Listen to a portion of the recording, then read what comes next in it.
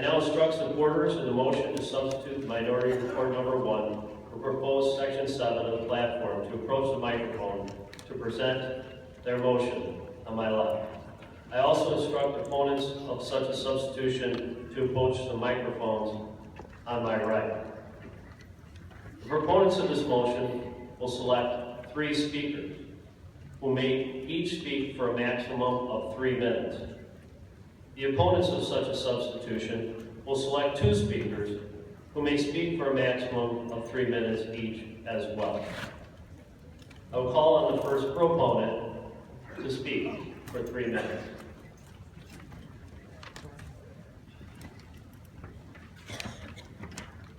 Good afternoon. My name is Senator Dan McConkey. I'm the newest member of the Illinois General Assembly, and I rise in strong support of the report of the provision that you've been being asked to vote on now. We are being asked to vote to change out part of the portion of the platform that's being presented today with some language from 2012, which let me read in part some of that language that you're being asked to vote on. While it is not universally achievable, the ideal environment for children is within a 2-parent family based on the principle of marriage between one man and one woman. Let me tell you that the emphasis here is on ideal. I grew up in a non-ideal family. I grew up in an environment where I did have both a mother and a father for a portion of my time growing up, and then I no longer did. Let me tell you that I benefited. Well, I think I turned out pretty well. I benefited greatly from that time in which I did have both a mother and father in my household. And so what we are asking here to do is to retain the language from 2012, the consensus position from that time, which I read in part. And let me just state that over 70 delegations here have requested this amendment. Our congressional delegation has asked us to maintain the definition of marriage as between one man and one woman. And I would encourage you to vote yes on this provision. Thank you.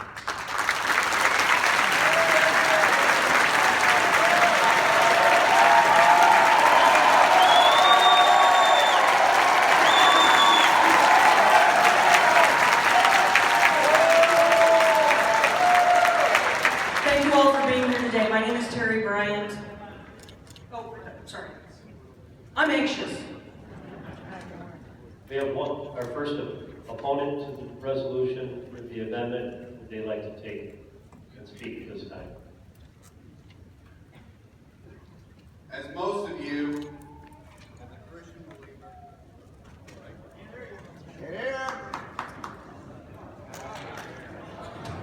that there you go.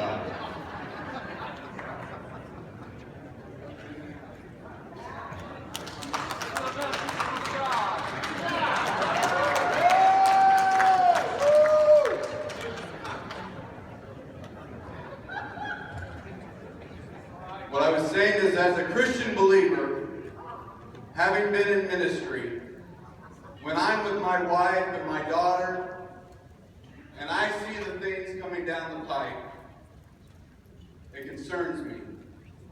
There's times that my wife and I look at each other and we say, did we make a mistake having a kid, bringing them into this climate?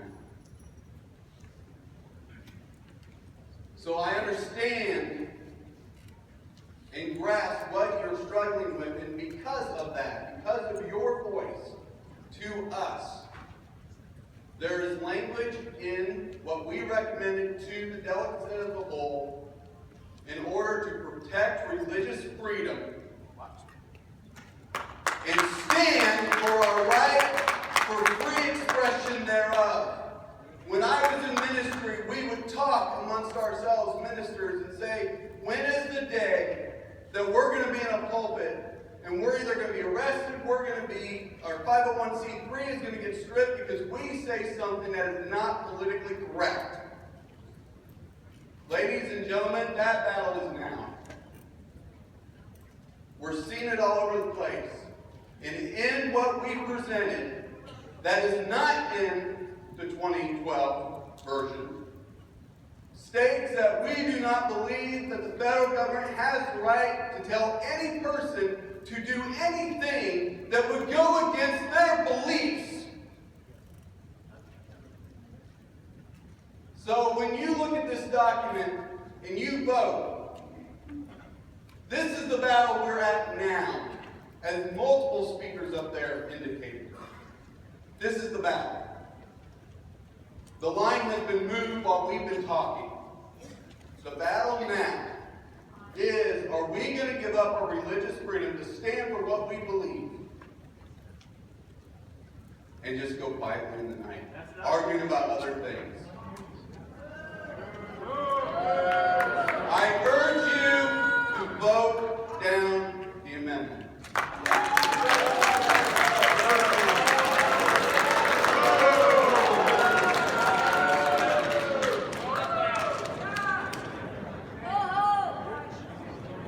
Thank you all for being here today. My name is Terry Bryant. I am the Illinois State Representative for the 115th District, the southernmost Republican district in the state, and I also serve as the downstate Republican chair for vice chair of the downstate Republican caucus. As Leader Durkin said, we are fighting a battle that is epic right now in the House and in the Senate. We have 47 members fighting against 71 controlled by Mike Madigan. So I'm here to talk to you today about the pragmatic reason that we need to vote yes on this amendment. And that is this. In this last several decades, our pickups in this state have been in the South. I have to run in a district where I'm surrounded by Democrat legislators. Conservative Democrats in my district and in many of the districts downstate. I have to be able to, and many of the downstate Republicans who we have to hold seats for, and have a very good chance of picking up at least two seats downstate. We have to hold those seats, and we have to pick up seats. I've got to be able to distinguish myself from the conservative Democrat that Mike Madigan puts up against every one of us. How do I distinguish that? I'm able to say their number one vote is going to be for Mike Madigan. The second thing is that our platform distinguishes us from the Democrats. If there's no distinguishing factor between Democrats and us, how do I win? How do the downstate Republicans win? We have to have a distinction. I implore you, if you pick up the extra seats that we need in the House, to go yes on this amendment. Yes on this amendment.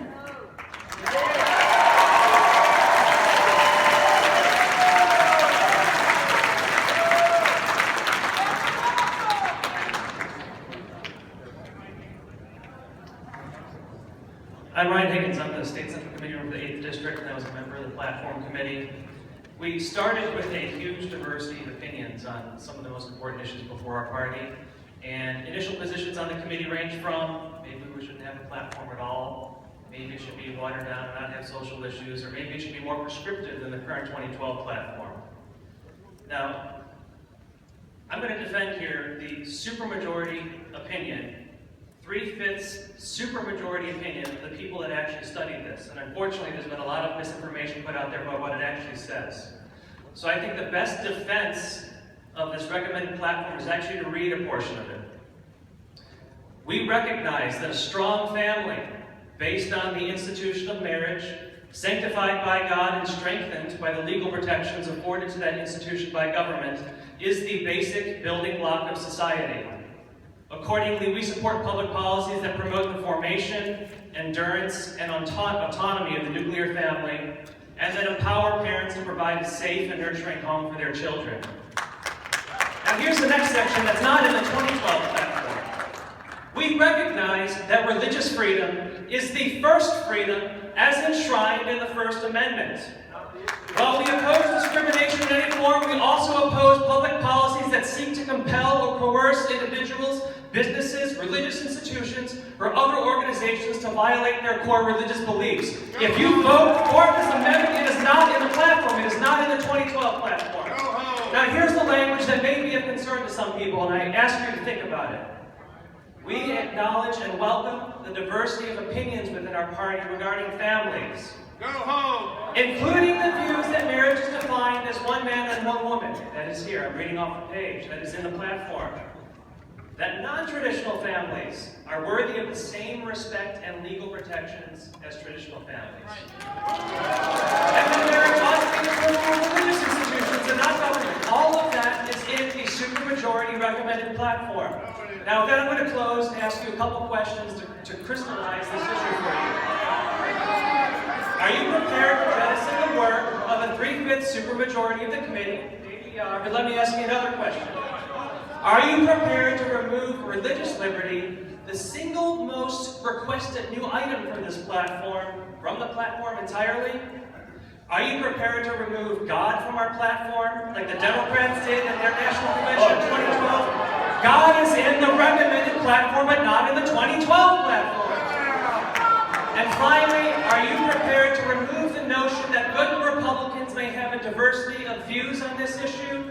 And if so, are you prepared to defend that exclusion to fellow Republicans, the press, and the persuadable voters upon leaving this convention? I urge you to support the 3/5 recommendation of the committee. Are you finished? Folks, we've got one more speaker. I ask you all to be respectful of everyone who speaks. Each one of them has an opinion. We don't all have the same opinion.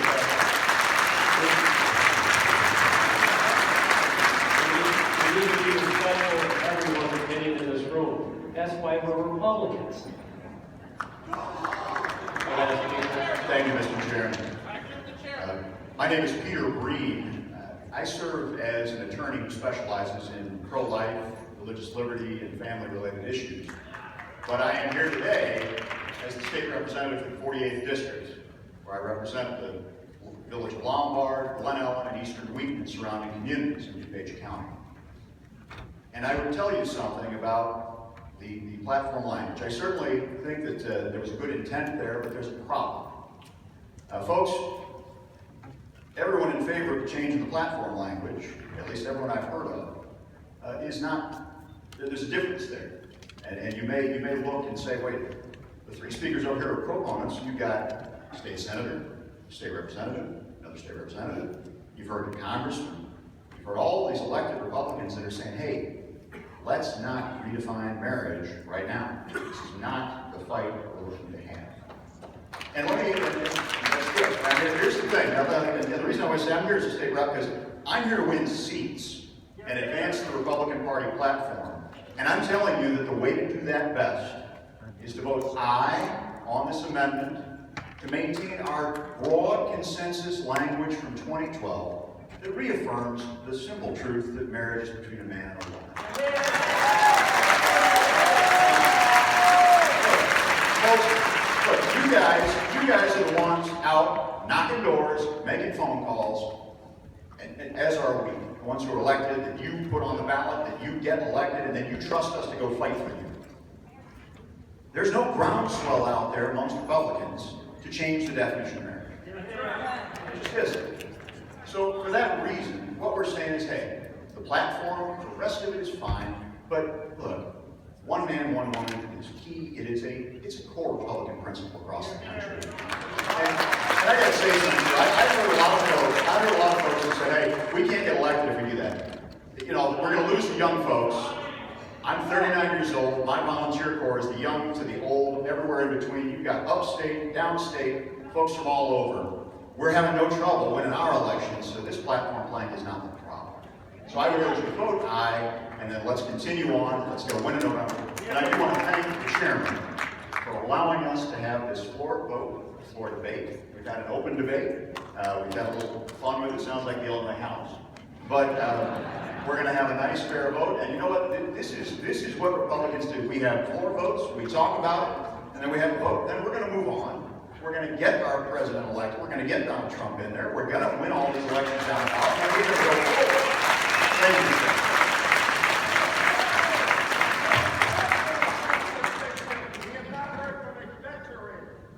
Ladies and gentlemen, we've had civil debate and civil discourse here.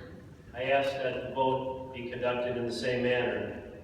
This motion has been fully debated, and the rules of the convention do not allow further debate.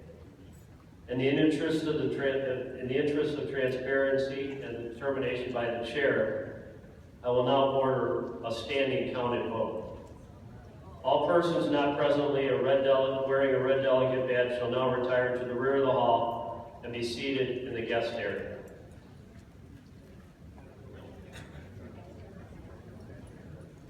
All delegates should be seated in their appropriate positions at this time. As of 1:30 this afternoon, there were 978 delegates checked in to this convention.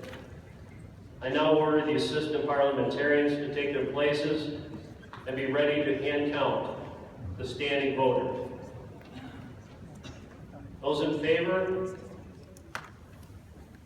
that would substitute the language contained in Minority Report Number 1 for proposed Section 7 of the platform are asked to please stand and remain standing until I announce that the assistant parliamentarian has completed their count. Remain standing immediately in front of your chair and do not move around.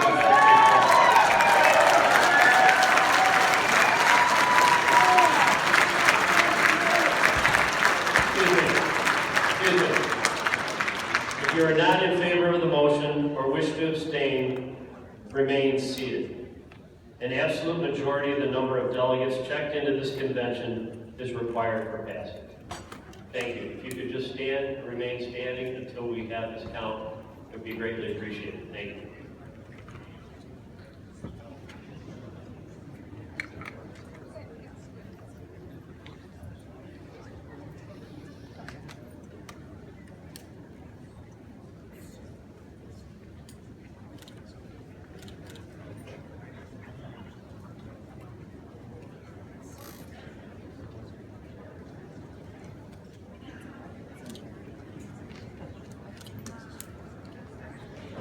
Ladies and gentlemen, it's going to take some time to count everybody. We ask you to remain standing, do not move around.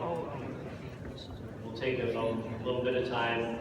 Try not to be seated if you are in favor of the amendment. Thank you.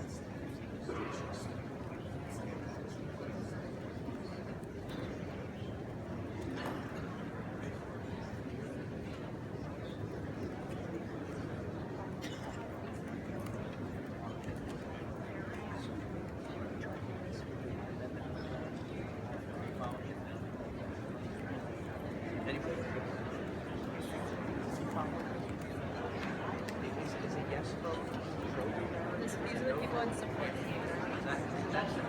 They're standing there for a change, saying non-traditional families have to send on their respect. No, No, it's the that's the opposite. opposite. Standing is substituting that for what? Which is what? Okay. Standing is standing. So that's it. Thanks. It's substituting the minority.